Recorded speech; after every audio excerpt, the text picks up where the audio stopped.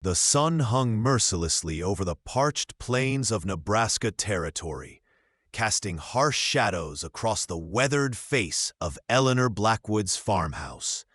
Once a place of promise and new beginnings, the modest homestead now stood as a monument to her grief and growing desperation. 3 months had passed since influenza had claimed her husband James, leaving her alone with their unfinished dreams and dwindling supplies. The drought that had gripped the region through summer and into the fall of 1878 showed no signs of breaking, turning the soil to dust and withering what little crop they had managed to plant before James took ill. Eleanor stood on her porch, one hand shielding her eyes from the glare, the other pressed against the weathered wood of the doorframe to steady herself. Her dress, once a cheerful blue calico, now hung loose on her frame, faded by sun and wear.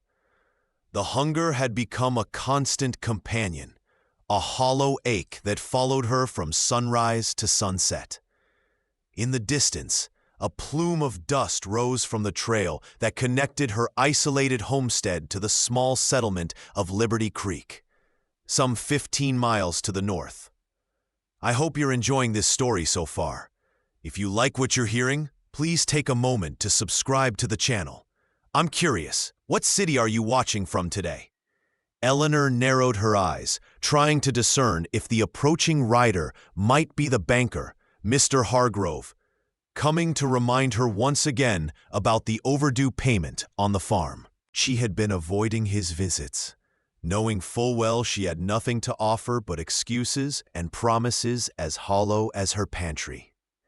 The rider drew closer, and Eleanor recognized not the sleek bay gelding Hargrove favored, but a powerful dun Mustang with distinctive dark markings on its legs. The man astride the horse was not the banker with his polished boots and Eastern suit, but a stranger whose broad shoulders and relaxed posture in the saddle marked him as a man accustomed to long days on horseback. As he approached the fence line that bordered her property, he slowed his mount, raising a hand in greeting rather than advancing uninvited onto her land. There was a respect in the gesture that Eleanor had not seen from the men of Liberty Creek in recent weeks. "Afternoon, ma'am," he called, his voice carrying easily across the distance between them. "Name's Mason Everett. Wondering if I might trouble you for some water for my horse before I continue on." Eleanor hesitated, years of frontier life having taught her caution around strangers. Yet there was something in the man's direct gaze and the way he kept a respectful distance that eased her wariness. "There's a pump by the barn," she replied, her voice rasping slightly from disuse.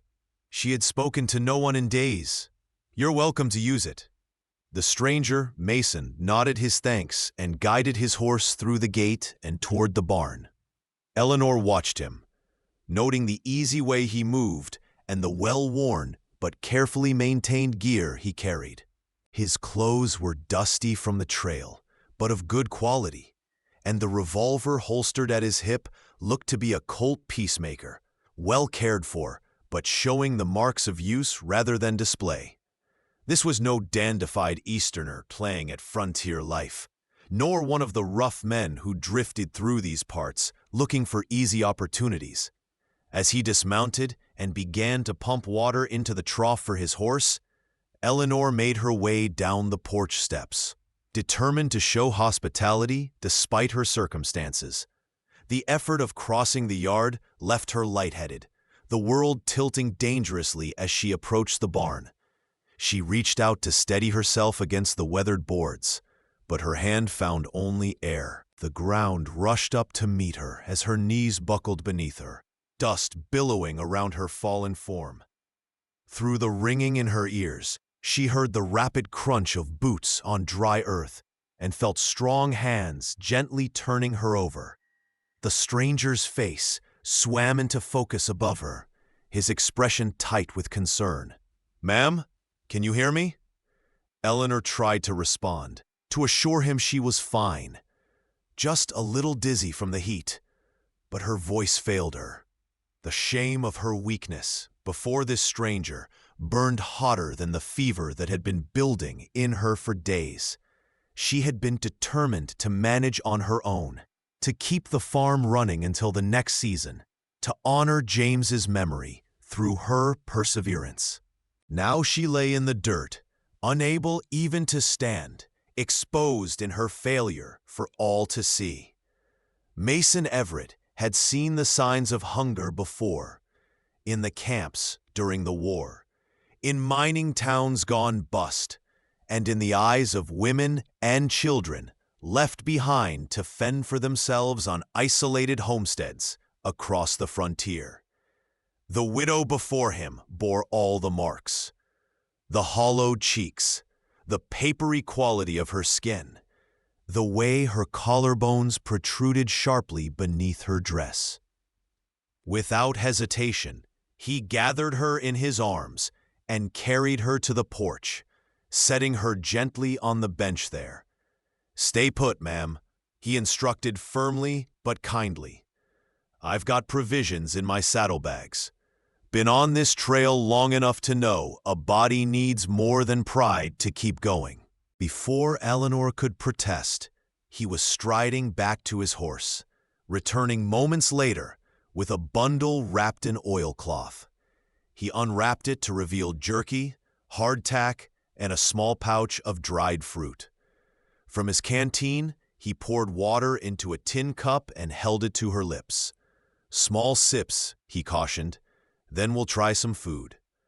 Eleanor wanted to refuse, to insist she needed no charity, but her body betrayed her, accepting the water gratefully, her hands shaking as she tried to take the cup from him.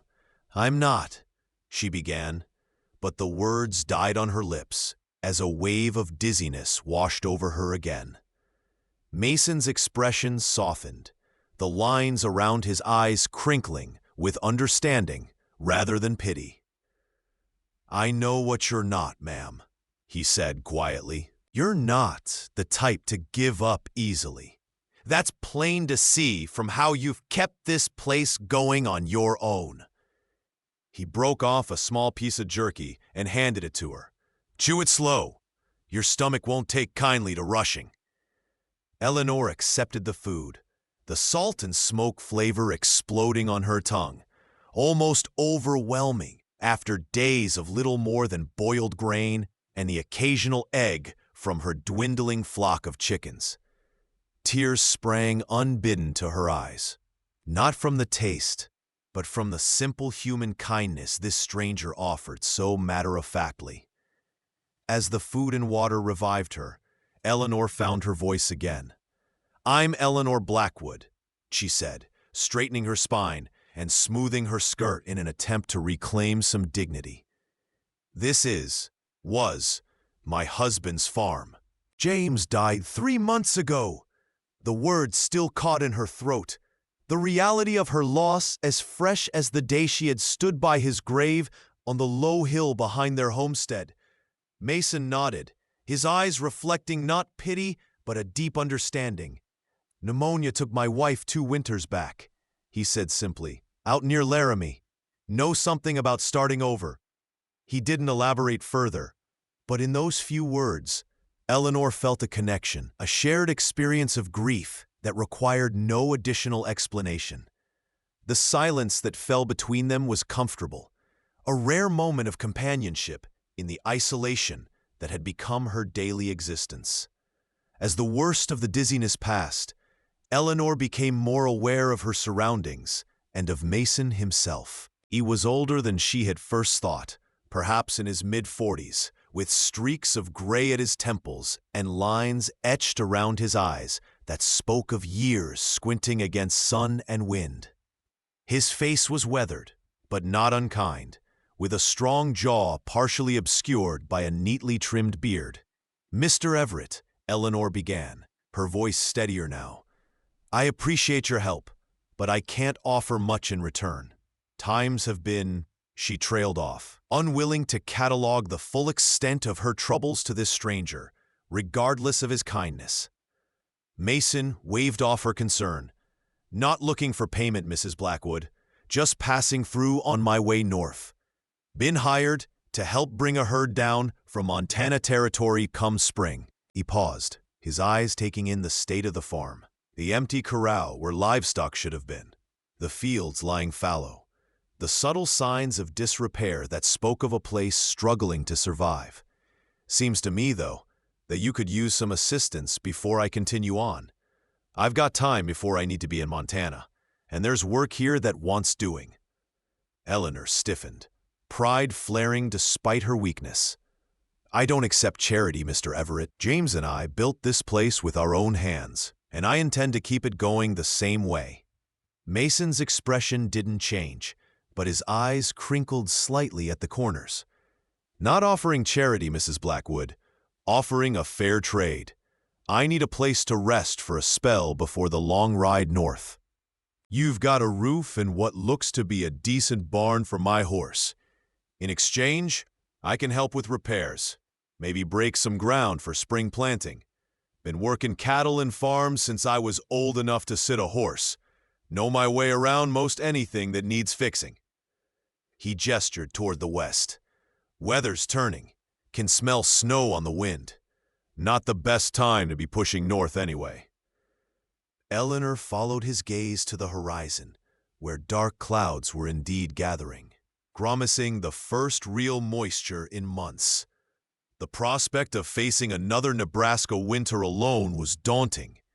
The practical side of her, the side that had survived 3 years on the frontier, recognized the sense in Mason's offer. Still, she hesitated. The intimate nature of allowing a stranger to stay on her property, even in the barn, giving her pause. As if reading her thoughts, Mason added, "I can set up in your barn, keep to myself. You'll hardly know I'm here, except for the work that gets done." He stood, brushing dust from his trousers. "Think on it while I tend to my horse.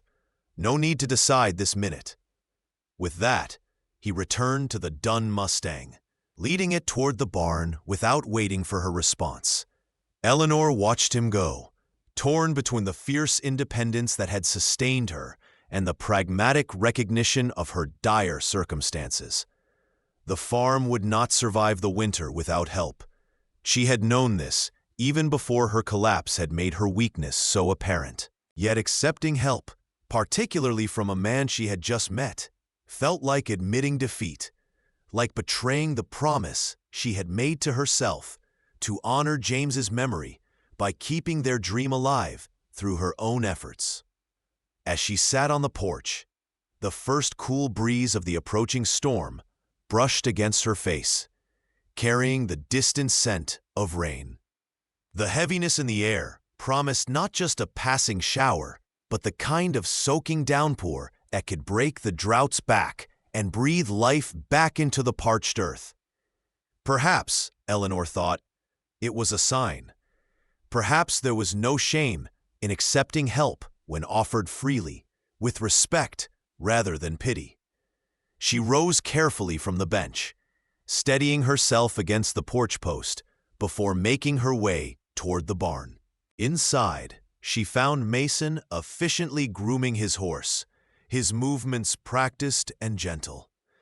The animal, clearly well cared for, despite the rigors of trail life, stood quietly under his hands. Eleanor cleared her throat, and Mason turned, his expression neutral, waiting for her to speak. 3 weeks, she said firmly, until the worst of the early winter weather passes, in exchange for room and board, such as I can provide. After that, we can renegotiate if necessary. A smile broke across Mason's face, transforming his weather-beaten features and lighting his eyes with a warmth that surprised her. "Seems fair," he replied simply, extending his hand to seal the agreement. Eleanor took it, his palm rough with calluses against her own work-hardened hand. In that moment, with thunder rumbling in the distance and the promise of rain in the air, Eleanor felt something she had not experienced since James's death, the faint stirring of hope. The days that followed brought the promised storm, and with it, a transformation of Eleanor's world. The rain fell steadily for 2 days, soaking the parched earth and filling the dry creek bed that ran along the eastern edge of the property. Mason worked regardless of the weather, repairing the roof of the barn where it had begun to leak, reinforcing the chicken coop against predators, and splitting enough firewood to last well into the winter. Eleanor, gradually regaining her strength with regular meals, simple fare but nourishing, supplemented by Mason's hunting skills, found herself watching him from the kitchen window as she prepared meals or tended to her mending. There was an efficiency to his movements, a quiet competence that reminded her of James, and yet was distinctly different. Where James had approached tasks with enthusiastic determination, learning through trial and error, Mason worked with the measured confidence of a man who had spent decades honing his skills across the varied demands of frontier life. On the 3rd morning after his arrival, Eleanor awoke to find the stove already lit, the coffee pot bubbling, and Mason nowhere to be seen. A quick glance out the window revealed him in the chicken yard, methodically repairing the fence, while her small flock pecked contentedly around his boots. A smile tugged at her lips, despite herself. She had grown accustomed to his presence more quickly than she would have thought possible. The initial awkwardness of having a stranger on her property giving way to a comfortable routine. Mason kept his word about respecting her privacy, sleeping in the small tack room of the barn, and only entering the house when invited for meals. Their conversations over dinner were sparse at first, limited to practical matters of the farm and plans for the following day's work. Gradually, however, Eleanor found herself sharing more about James, about their journey from Pennsylvania 3 years earlier, about the dreams they had harbored for the farm. He wanted to plant an orchard, she told Mason one evening as they sat by the fire, the winds of early winter howling outside the snug cabin. Said we'd have the finest apples in the territory within 5 years. I told him he was being overly optimistic, but James was always like that, seeing possibilities where others saw only challenges. She stared into the flames, lost in memory. He'd mapped it all out. Apples to the north of the house, a few pear trees for variety, maybe some plums. Said by the time we had children old enough to climb trees, we'd have the best climbing trees in Nebraska. The mention of children, the family they had hoped for but never begun, brought a lump to her throat. Mason, seeming to sense the shift in her mood, spoke quietly. Good land for an orchard, good drainage on that north slope, protected from the worst of the wind by that rise to the west. Your husband had a good eye. Eleanor looked up, surprised not just by his assessment, but by the matter-of-fact way he validated James's dream. You think it could work, the orchard? Mason nodded, setting aside the bridle he had been repairing. Need to start small. Half-dozen trees to begin, see how they take. Need to dig proper holes come spring. Work in some good compost. Could fence it off from rabbits and such this winter. Have it ready when the ground thaws. He spoke not of possibilities, but of practicalities, laying out a plan that seemed achievable rather than aspirational. Eleanor felt a warmth spread through her that had little to do with the fire. Here was someone who saw not just what the farm was, but what it could become. Someone who understood the value of James's vision and could translate it into concrete steps forward. For the first time since her husband's death, the future seemed to hold more than mere survival. As November deepened toward December, the rhythm of days on the farm took on a new pattern. Mason rose before dawn, tending to his horse and Eleanor's few remaining livestock before starting on the day's projects. Eleanor, her strength returning as regular meals replenished her body, resumed more of her normal tasks: cooking, cleaning, mending, caring for her chickens, and even helping Mason with some of the repairs. They worked well together, falling into an easy cooperation that required few words. Mason seemed to anticipate what tools she would need before she asked, and Eleanor found herself preparing meals that catered to his preferences without consciously realizing she had noted them. In the evenings, they would sit by the fire, sometimes in comfortable silence, sometimes sharing stories from their lives before. Mason spoke of his years as a cavalry scout during the war, of his time driving cattle on the long trails from Texas, of the small ranch he and his wife Sarah had established near Laramie before pneumonia took her during a particularly harsh winter. "Never went back," he admitted one night, his voice low. "Couldn't bear to see the place without her in it. Sold it to a young couple looking for a fresh start. Been drifting since, taking work where I can find it." Eleanor nodded, understanding all too well the impulse to flee from memories too painful to face.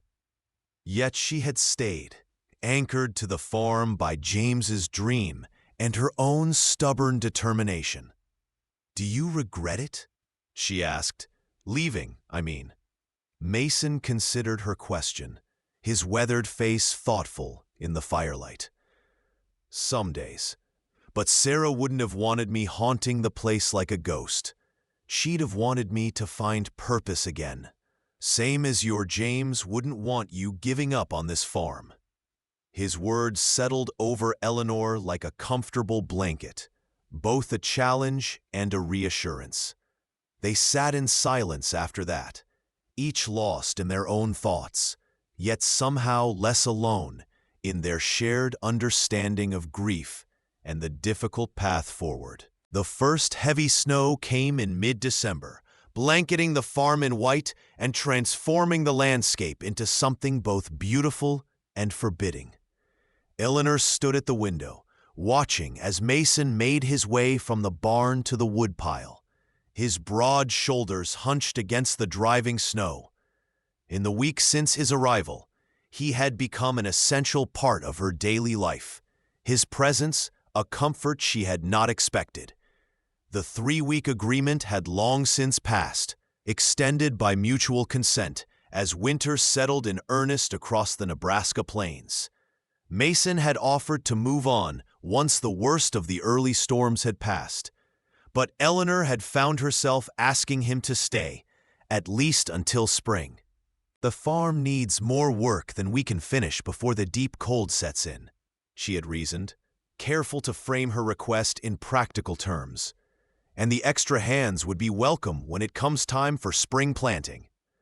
If Mason had seen through her practicality to the loneliness beneath, he had not commented on it, merely nodding his agreement and continuing the work of preparing the farm for winter. Now, as she watched him trudge through knee-deep snow, arms laden with firewood, Eleanor acknowledged to herself what she had been reluctant to admit. Mason Everett had become more than a helpful presence on her farm. He had become a friend, perhaps the first true friend she had made since arriving in Nebraska territory. James had been her partner, her husband, her lover. But their relationship had been built on the shared dreams of youth and the bonds of marriage. With Mason, there was something different, a connection forged through shared grief and mutual respect rather than romantic attachment. She valued his opinion, enjoyed his quiet company, and found herself looking forward to their conversations by the fire each evening. It was a friendship that had grown naturally, without expectation or obligation, and Eleanor treasured it all the more for its unexpected nature. As December gave way to January, the true harshness of the Nebraska winter revealed itself. Temperatures plummeted, and the snow piled higher with each passing storm. Eleanor and Mason fell into a routine dictated by necessity, keeping the paths to the barn and chicken coop clear, ensuring adequate firewood, maintaining the precious heat within the cabin, and carefully rationing their supplies until the trails to Liberty Creek would be passable again. Despite the challenges, Eleanor found herself more content than she had been in months. The farm was secure for the winter. Her health had returned. And she had companionship to break the isolation. Mason, too, seemed settled, his restless wandering temporarily halted by the combination of winter weather and the ongoing projects at the farm. He had taken to sketching out plans for spring planting in the evenings, his large hands surprisingly deft with pencil and paper as he mapped out fields and calculated seed requirements. One particularly bitter evening, as wind howled around the eaves of the cabin and snow piled against the windows, Eleanor placed a steaming mug of coffee before Mason as he worked on his latest plan. "What will you do?" she asked hesitantly. "Come spring. After Montana, I mean." Mason looked up, his eyes meeting hers across the table. A long moment passed between them, filled with unspoken questions. "Haven't thought that far ahead," he finally replied, his voice carefully neutral. "Contract with the Montana outfit runs through fall roundup. After that," he shrugged, returning his attention to the paper before him. "After that, I suppose I'll see which way the wind blows." The non-answer hung in the air, neither a commitment to return nor a declaration of departure. Eleanor nodded, accepting the uncertainty, even as she felt a pang of disappointment. She had no right to ask for promises, no claim on this man's future. Their arrangement was temporary, a mutual convenience born of circumstance. If her heart had begun to wish for something more permanent, that was her burden to bear, not his to fulfill. February brought a brief thaw, enough to make the trail to Liberty Creek passable for the first time in weeks. Mason offered to make the journey to town for supplies, a trip that would take the better part of a day, even under good conditions. "Need to check if there's any mail for you," he pointed out practically. "And we're running low on coffee and sugar." Eleanor agreed, providing him with a list of necessities and what little money she could spare. She stood on the porch, watching as he rode out, the dun Mustang picking its way carefully through the partially melted snow. The farm seemed eerily quiet in his absence, the routine they had established disrupted by the temporary separation.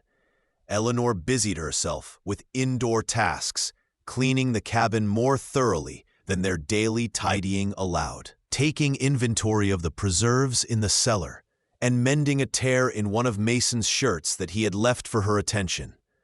The simple domesticity of the action struck her suddenly, bringing her up short with needle in hand.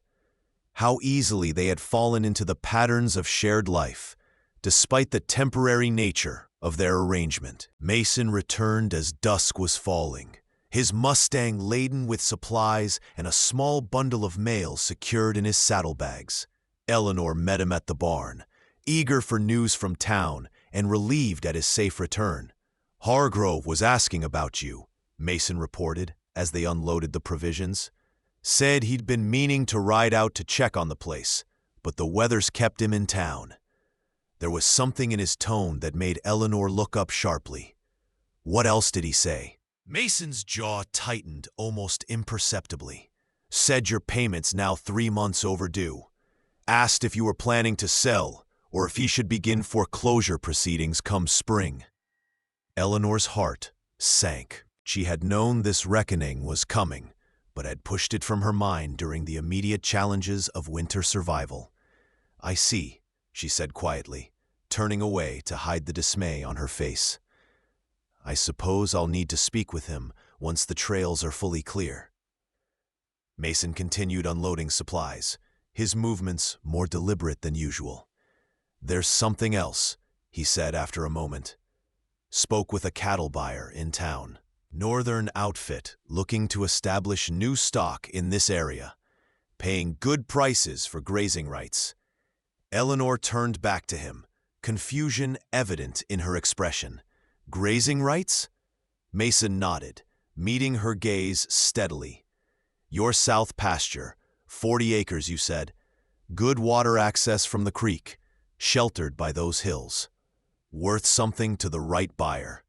He hesitated, then added, enough maybe to cover what you owe Hargrove and have some left over for seed and supplies, come spring.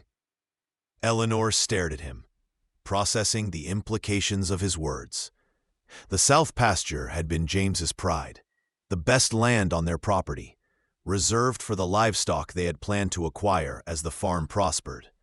Selling grazing rights would mean giving up on that particular dream, at least temporarily. Yet, if it meant saving the farm as a whole, you've been thinking about this, she said. Not a question, but an observation. Mason nodded, his expression serious. Been looking at your situation from all angles. Farm this size, running on its own, it's a challenge even for a family working together.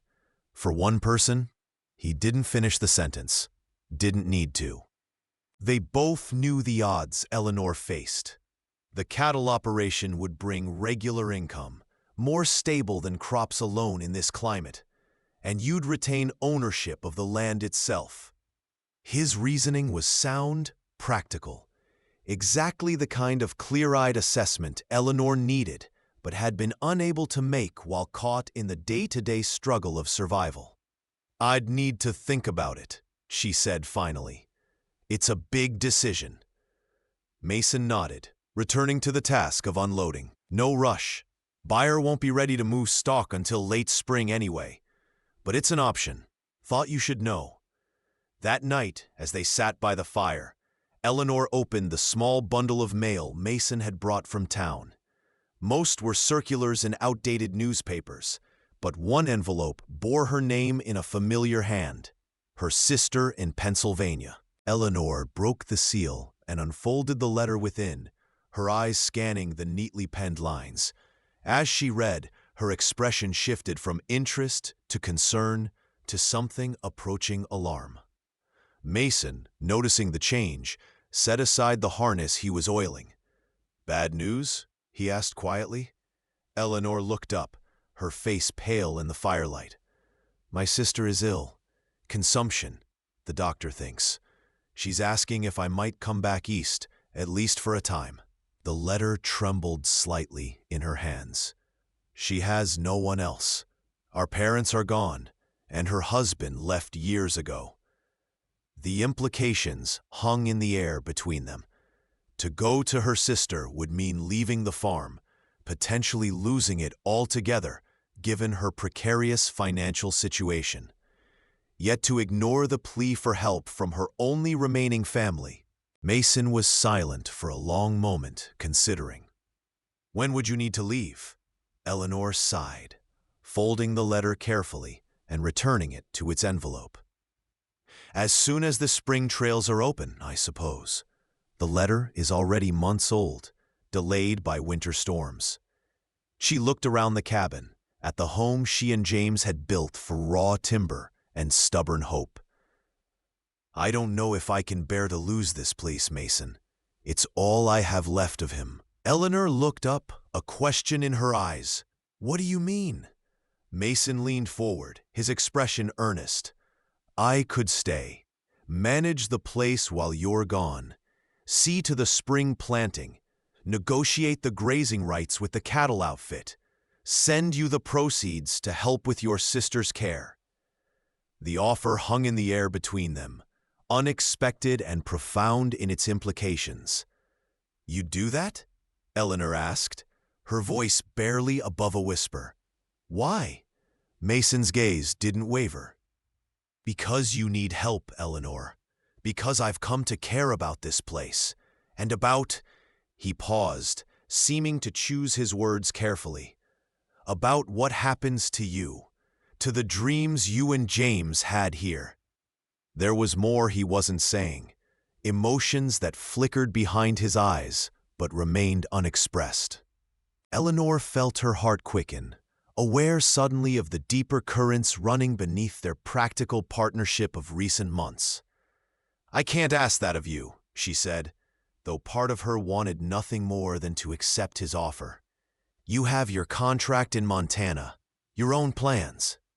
Mason shook his head slightly. "Plans change. Montana outfit would understand. There are other cattle jobs, other seasons." He held her gaze steadily.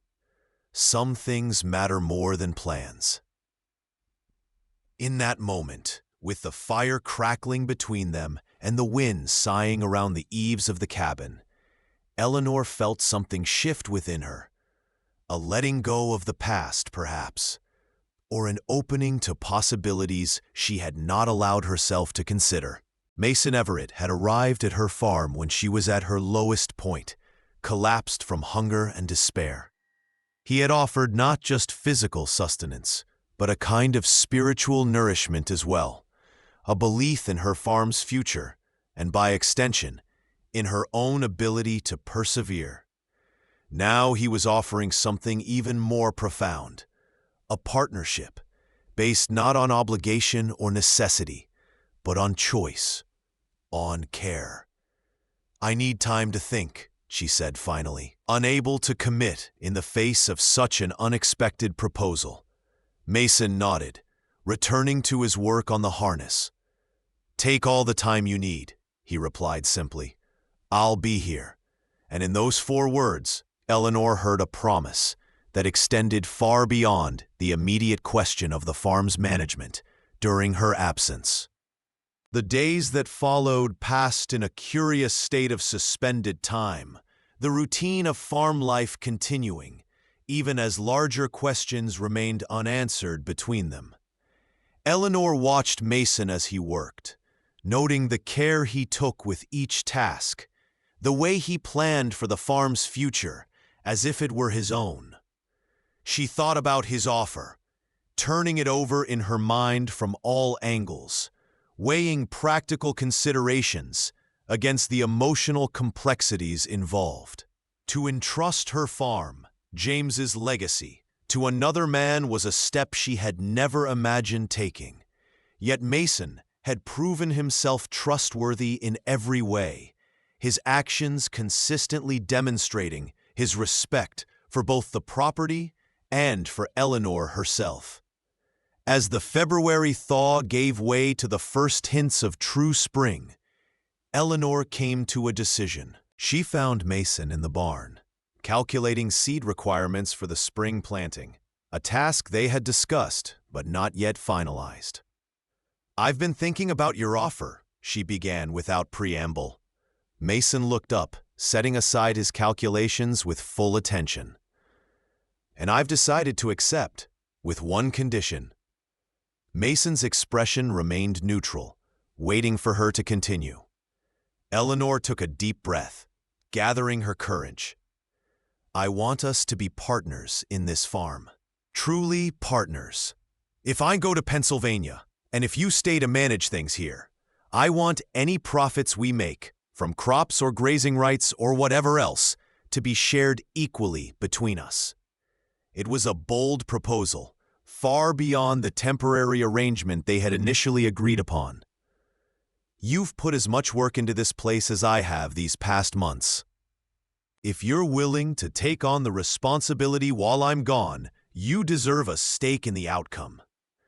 Mason studied her face for a long moment, his own expression unreadable. "You're sure about this? It's a significant change from our original agreement." Eleanor nodded, certain in a way she had not felt since before James's death.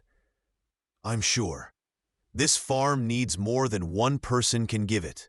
James knew that, though we never had the chance to build the family we planned. If we're going to make this work, if the orchard is ever going to bear fruit, if the South pasture is going to support cattle, it needs to be a true partnership." She held his gaze steadily. "I'm not asking for anything beyond a business arrangement, Mason. I know you have your own life, your own plans. But for now, for as long as this arrangement serves us both, I'm offering equal partnership in whatever we can build here." Mason was silent for a long moment, considering her words.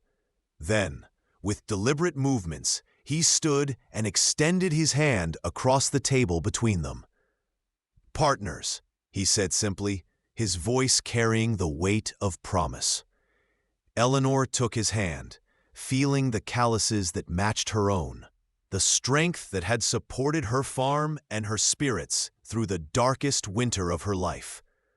"Partners," she agreed, and in that handshake was sealed a new beginning neither of them could have anticipated when Mason Everett first rode up to her gate months before. The decision made, they turned their attention to practical matters with renewed purpose. Mason expanded his plans for the spring planting, calculating yields and potential profits with meticulous care.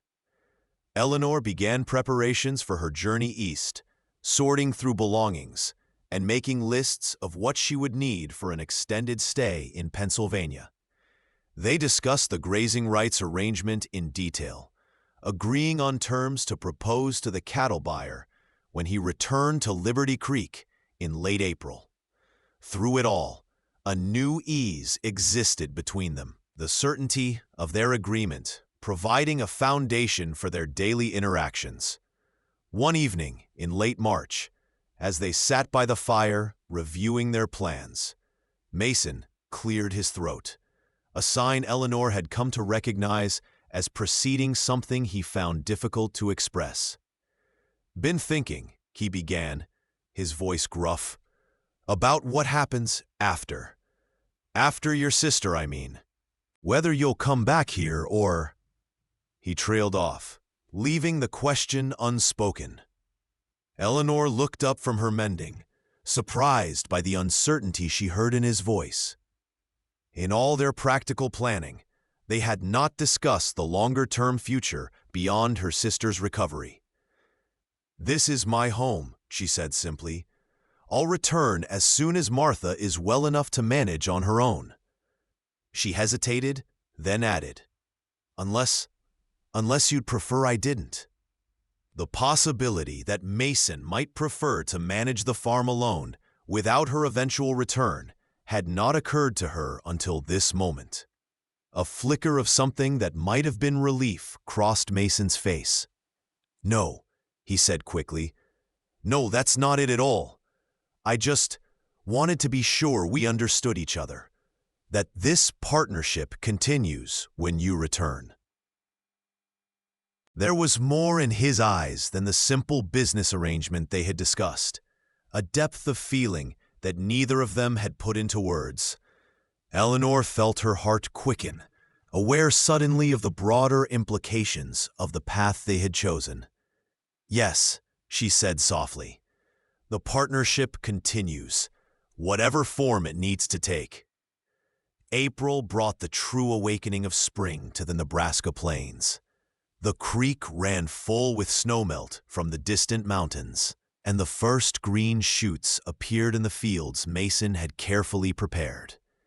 Eleanor's departure date approached, the stage schedule from Liberty Creek to Omaha now reliable enough to plan her journey. As the day drew near, a tension grew between them, not of discord, but of unspoken emotions, of questions that remained unanswered despite their practical arrangements. The night before her scheduled departure, Eleanor found Mason on the porch, staring out at the land they had worked together through winter into spring. The setting sun cast long shadows across the fields, gilding the fresh green with amber light.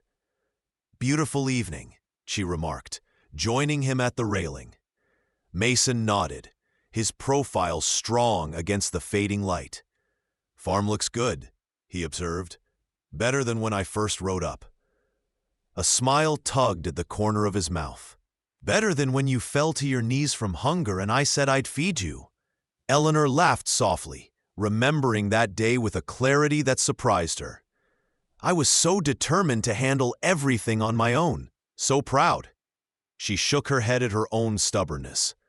If you hadn't come along when you did, Mason turned to face her, his expression serious now. You'd have found a way. You're stronger than you know, Eleanor Blackwood. His use of her full name carried a weight of respect, of recognition for the woman who had endured so much before his arrival. Maybe, Eleanor conceded, but I'm glad I didn't have to find out. She looked out over the farm, at the fields ready for planting, the repaired fences, the small plot near the north slope where they had begun preparing ground for the orchard James had dreamed of. We've accomplished a lot together. Mason followed her gaze, nodding his agreement. Just the beginning, he said quietly. There's more to be done. The words carried a promise that extended beyond the immediate tasks of spring planting, beyond even the season ahead. As darkness settled around them, Eleanor found herself reluctant to end this last evening before her departure. Tomorrow would bring the jarring transition from their shared routine to separate lives, she to the east and her ailing sister, Mason to the daily work of the farm they now shared in more than just labor. "Will you write?" she asked suddenly, "to let me know how things are progressing here?" Mason nodded, though a wry smile crossed his face. Not much for letters, truth be told. But yes, I'll write, regular as I can manage. He turned to face her fully then, his expression more open than she had yet seen it. "And you'll write too? Not just about your sister's health, but about whether you're finding what you need there, about when you might return." It wasn't quite a question, not quite a request, but Eleanor heard the underlying concern, the fear perhaps, that once back in the more settled world of Pennsylvania, she might reconsider her commitment to the harsh realities of frontier life. "I'll write," she promised, "and I will return, Mason. This is my home now, our home, for as long as this partnership continues." She held his gaze, allowing him to see the sincerity in her eyes. Mason nodded, seemingly satisfied with what he found there. A comfortable silence fell between them, broken only by the distant call of a nighthawk and the soft whisper of wind through new grass. As the first stars appeared in the deepening blue of the evening sky, Mason spoke again, his voice low. "There's something I've been meaning to ask. Something I should have asked before we made our agreement." Eleanor turned to him, curious. "What is it?" Mason's expression was serious, his eyes searching hers in the gathering darkness. "Are you sure you're ready? To let go of James's memory enough to build something new here? I wouldn't want to step into another man's shoes where I'm not welcome." The question struck Eleanor with unexpected force, cutting to the heart of what had remained unspoken between them. Was she ready to move forward, to honor James's memory while creating a new future that he would never be part of? She considered her answer carefully, knowing its importance to them both. "James will always be part of this farm," she said finally. "Part of me. But he would want this place to thrive, to become what we dreamed it could be. And he would want me to find happiness again, whatever form that might take." She took a deep breath, gathering courage for what she needed to say next. "I'm not looking to replace him, Mason. What we had was precious and complete in itself. But I believe there can be room in a life for more than one kind of partnership, more than one kind of love." The word hung in the air between them, neither acknowledged nor denied. Mason was silent for a long moment, his face half in shadow as the last light faded from the western sky. Then, with deliberate care, he reached out and took her hand, his touch gentle despite the roughness of his work-hardened palm. "Then we'll build something new," he said quietly. Something that honors what came before without being bound by it. Something that's ours, Eleanor. Whatever form that takes.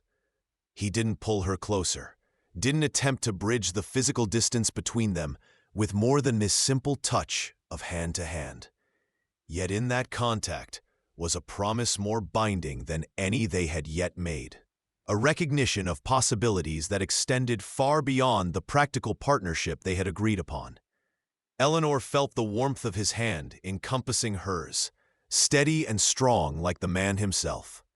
In that moment, with night settling around them and the vast Nebraska sky opening above, she knew with certainty that whatever happened in Pennsylvania, whatever challenges lay ahead for the farm and for them both, she would return to this place. To this man, to the future they might build together. Morning came all too quickly, the eastern sky brightening with the promise of a clear spring day for travel. Eleanor moved through her final preparations with practiced efficiency, checking her small trunk one last time before Mason loaded it into the wagon for the journey to Liberty Creek. They spoke little as they completed the morning chores, each lost in their own thoughts about the separation ahead. As they prepared to depart, Eleanor took one last walk through the cabin, touching familiar objects as if to commit them to memory. The quilt her mother had made for her wedding, the crude wooden spoon James had carved during their first winter, the table where she and Mason had shared so many meals and conversations. This place held her history, both the joy and the grief, and leaving it, even temporarily, felt like leaving a part of herself behind. Yet she knew her sister needed her, just as surely as she knew this farm would be waiting when she returned. Mason waited patiently by the wagon, holding the reins of the team he had borrowed from a neighboring farm for the journey to town. As Eleanor emerged from the cabin, closing the door firmly behind her, he helped her up onto the seat with a gentleness that belied his strength. "Ready?" he asked simply. Eleanor nodded, unable to trust her voice in that moment. Mason clicked to the horses, and the wagon lurched forward, beginning the journey that would take her away from all she had known for the past 3 years. As they passed through the gate and onto the main trail, Eleanor allowed herself one backward glance at the farm, at the homestead she and James had built, that she and Mason had preserved through the winter, that now represented not just her past, but a possible future as well. The morning sun gilded the roof of the cabin and caught the new green of the fields beyond, a promise of growth and renewal that seemed fitting for this day of departure and new beginnings. The journey to Liberty Creek passed largely in silence, each of them conscious of the impending separation, but reluctant to give voice to their concerns or hopes. As the small settlement came into view, Mason finally spoke. "I've been thinking," he began, his voice gruff with suppressed emotion, "about the orchard. Thought I might get those first trees planted before you return. A surprise for you. Something to come home to." Eleanor turned to look at him, touched by the gesture and what it represented. His confidence in her return, his commitment to the dreams they had discussed through the winter evenings. "I'd like that," she said softly. "James would have liked it too." Mason nodded, acknowledging the ghost that would always be present between them, not as a barrier, but as a thread in the tapestry of their shared history. As they pulled up before the stage office, the reality of their parting settled over them like a physical weight.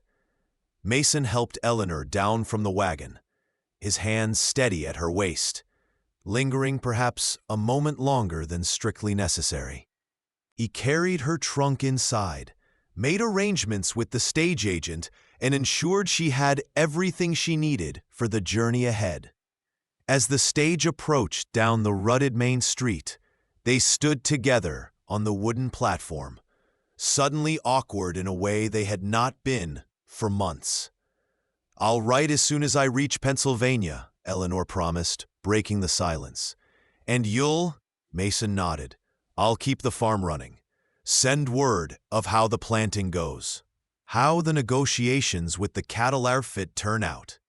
He hesitated, then added with a gruff attempt at lightness, "Make sure your chickens don't stage a rebellion in your absence."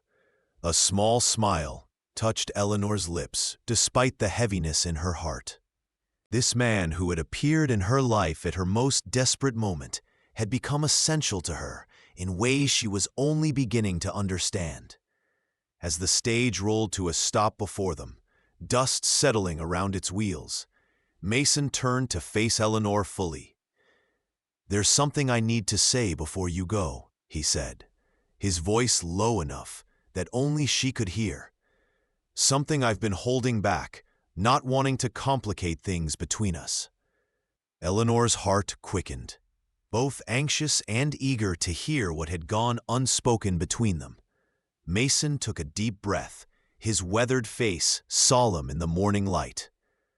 "When I found you that day, collapsed from hunger, I told you I'd feed you. Meant it as a simple offer of help, nothing more. But these months together, they've been more than I expected, more than I thought I'd find again after Sarah." He met her gaze directly, his eyes clear and certain. "I care for you, Eleanor, more than as a partner in this farm. I want you to know that before you leave, even if nothing comes of it. And I'll be waiting when you return, however long that takes, whatever you decide." The simple declaration, delivered without flourish or demand, touched Eleanor deeply. This was not the passionate declaration of a young man, but the measured certainty of someone who had known love and loss, who understood the value of what he was offering. "Mason," she began, but the stage driver's call for passengers interrupted whatever she might have said. Mason shook his head slightly. "No need to answer now," he said gently. "Just something for you to carry with you. A truth freely given." With that, he picked up her small trunk and carried it to the waiting stage. Eleanor followed, her mind whirling with emotions she had no time to sort through. As the driver secured her luggage and opened the stage door, she turned once more to Mason, aware that their parting moment had arrived. Words seemed inadequate, yet necessary. "Thank you," she said softly, "for everything, for saving the farm, for saving me." Mason's expression softened, the lines around his eyes crinkling with emotion he otherwise kept in check. "You saved yourself, Eleanor Blackwood. I just happened along at the right time." He took her hand, squeezing it gently in farewell. "Safe journey. I'll look after things here until you return." There was so much more to say, so many emotions tangled between them. But the stage driver was calling final boarding, and other passengers were waiting. Eleanor reluctantly withdrew her hand from Mason's and climbed into the stage. As she settled onto the leather seat, she looked out the window to find him still standing there, his tall figure outlined against the morning sky. The stage lurched forward, beginning its journey east, and Eleanor kept her eyes fixed on Mason until the dust and distance obscured him from view. Only then did she allow herself to acknowledge the full truth of what she was feeling, that in leaving to care for her sister, she was also leaving a piece of her heart behind on the Nebraska plains, with a man who had promised to feed her not just with bread, but with his soul. The weeks of separation stretched into months as Eleanor's sister Martha fought her illness with a determination that matched Eleanor's own stubborn nature. Summer came to Pennsylvania.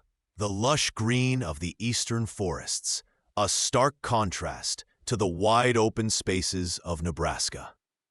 Eleanor found herself missing not just the farm, but the rhythm of life she had established there, and increasingly, the steady presence of Mason Everett.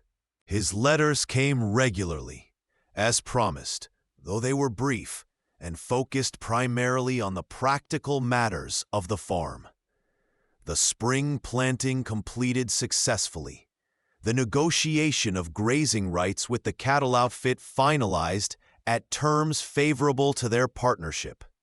The first 6 apple trees planted on the north slope and carefully tended through the early summer heat. Between the lines, Eleanor read his dedication, his care for the place they now shared, his patience in waiting for her return. Her own letters in response grew more personal as the months passed, sharing not just news of Martha's gradual recovery, but her own thoughts and feelings, her growing certainty that Nebraska and Mason represented the future she wanted. As autumn painted the Pennsylvania hillsides in gold and crimson, Martha finally turned the corner toward recovery. The doctor pronounced her out of danger, though she would need continued care through the winter months. Eleanor, torn between her obligation to her sister and her desire to return to the farm, faced a difficult decision. It was Martha herself who provided the solution, suggesting she return to Nebraska with Eleanor once the worst of winter had passed. "The clean air of the prairie might be just what I need to fully recover," she reasoned. "And I admit I'm curious about this partner of yours, who writes so carefully about apple trees and cattle." There was a knowing gleam in Martha's eye that Eleanor chose to ignore, though she couldn't prevent the color that rose to her cheeks. With the decision made and plans set for a spring departure, Eleanor wrote to Mason with the news. His response, arriving just before Christmas, was characteristically brief, but contained a warmth that had been carefully restrained in his earlier letters. "The farm and I will be waiting," he wrote. "The orchard has weathered its first winter well, a good sign for new beginnings. Spring came earlier to Pennsylvania than to Nebraska, the first green appearing while snow likely still blanketed the plains. Eleanor and Martha made their preparations, packing trunks with carefully selected belongings and making arrangements for the long journey west. As their departure date approached, Eleanor found herself increasingly impatient, eager to return to the life and partnership she had left behind nearly a year before. The letters she and Mason had exchanged over the months had maintained their connection, but she longed to see for herself how the farm had fared under his care, to walk the fields they had planned together, to stand beside him and see the orchard that had been James's dream and was now becoming their shared reality. Most of all, she longed to answer, in person, the declaration Mason had made on the stage platform that spring morning, a declaration she had carried in her heart through all the months of separation, examining it from every angle until she was certain of her own feelings. The journey west was arduous, particularly for Martha, who, though recovered, still tired easily. When at last they boarded the final stage that would carry them from Omaha to Liberty Creek, Eleanor's anticipation was tempered only by anxiety. Would the farm be as she remembered? Would Mason? Had his feelings changed during the long months of separation? The questions circled in her mind as the stage rattled across the Nebraska plains, the landscape growing more familiar with each passing hour. When at last the small settlement of Liberty Creek came into view, Eleanor felt her heart quicken with a mixture of homecoming joy and nervous anticipation. The stage rolled to a stop before the same platform where she had bid Mason farewell nearly a year before, and Eleanor scanned the small crowd, searching for the familiar broad-shouldered figure. For a moment, she didn't see him, and a flutter of fear passed through her. Then the crowd parted, and there he was, not waiting on the platform as she had expected, but seated in a wagon at the edge of the gathering, watching with an intensity that she felt across the distance between them. Their eyes met, and for a long moment, neither moved, as if the reality of reunion after so many months required careful acknowledgement before action. Then Mason was setting the brake on the wagon and striding toward the stage, his movements purposeful yet unhurried, his eyes never leaving Eleanor's face. As she stepped down onto the platform, Martha following carefully behind, Eleanor felt a strange shyness overcome her. Despite all the letters they had exchanged, all the thoughts she had composed for this moment. "Mason," she said simply, her voice barely carrying over the bustle of arrival activity around them. "I've come home." Mason stopped before her, his weathered face showing the emotions he typically kept in careful check. "Eleanor," he replied, her name carrying a wealth of meaning in his voice. His gaze took in her appearance, noting the changes wrought by her time in Pennsylvania. The Eastern-style dress she wore for travel, her hair arranged more formally than the practical styles she had favored on the farm. Yet his expression showed only appreciation, not judgment. "You look well," he said simply. Then, seeming to remember himself, he turned slightly to include Martha in his greeting. "And you must be Mrs. Blackwood's sister. Welcome to Nebraska territory." Martha, observing the current of emotion flowing between them with knowing eyes, acknowledged his greeting with a warm smile. "Thank you, Mr. Everett. I've heard a great deal about you. About both you and the farm." There was a gentle emphasis in her words that brought color to Eleanor's cheeks. Mason arranged for their trunks to be loaded into the wagon, handling the practicalities of arrival with the quiet efficiency Eleanor remembered well. As they settled onto the wagon seat for the journey to the farm, Martha between them as a proper chaperone, Eleanor found herself stealing glances at Mason's profile, noting the new strands of gray at his temples, the deeper lines around his eyes that spoke of a year's worth of sun and wind and work. Yet he was essentially unchanged, still the man who had ridden up to her gate when she was at her lowest point, who had offered help without pity, partnership without demands.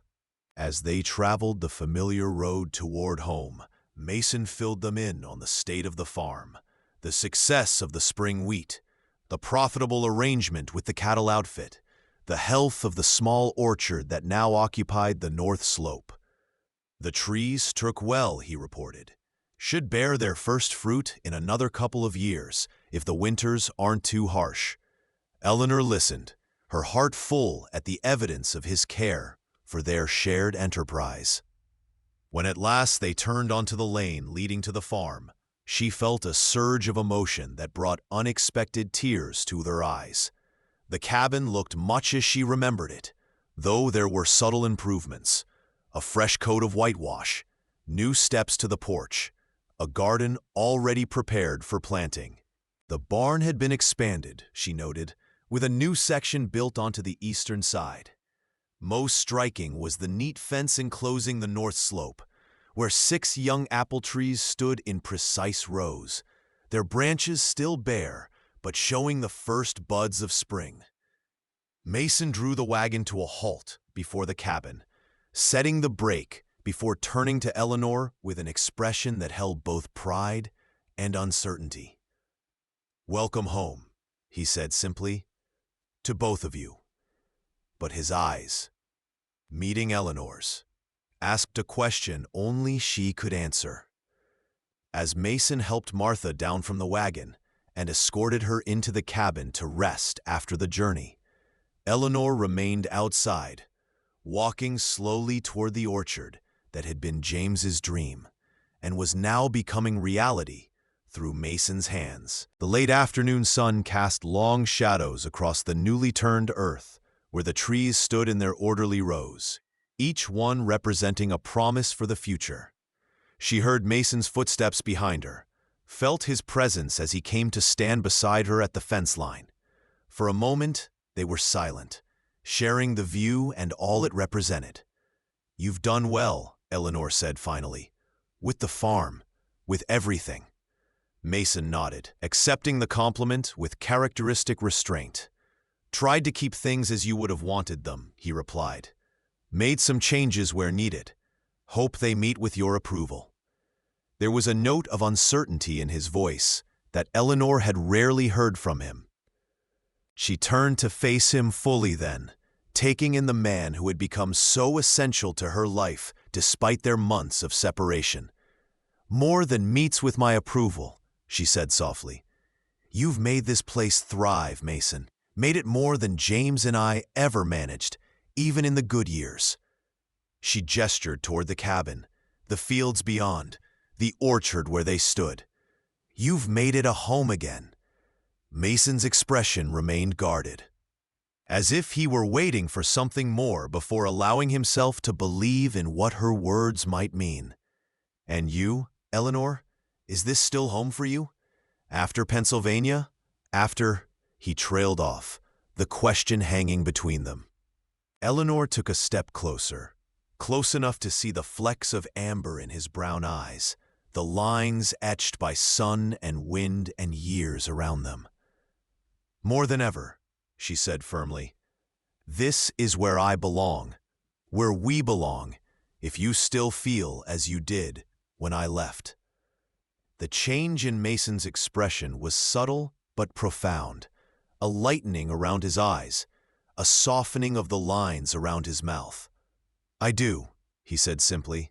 "Never stopped feeling that way." He hesitated, then added with characteristic directness, "Need to be clear about something, though. Not looking to replace what you had with James. Not asking you to forget him or what you built together." He gestured toward the orchard around them. "This was his dream first. I respect that. Always will." The acknowledgement, so typical of Mason's straightforward honesty, touched Eleanor deeply. "I know," she said softly. "And I'm not looking to replace Sarah or what you had together.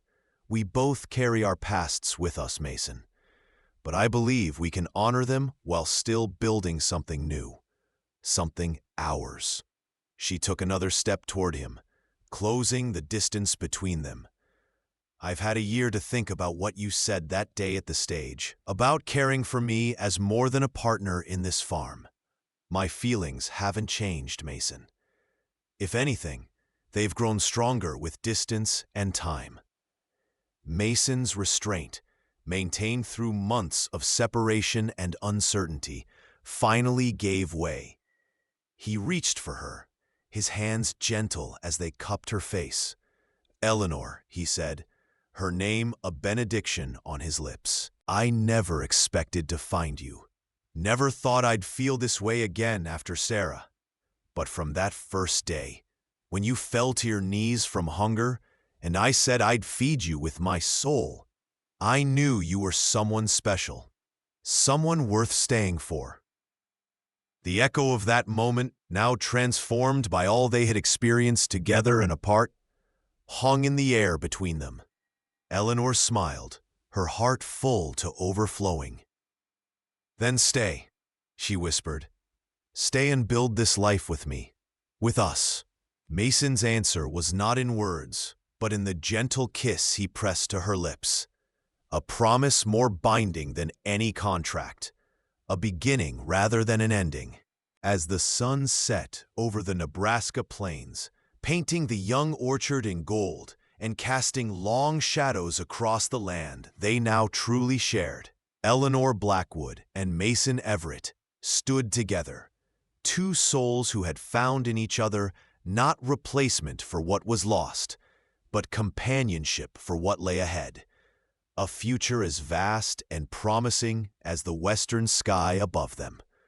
If you like this story, Please like this video, subscribe to the channel, and share your impressions of this story in the comments. To listen to the next story, click on the box on the left.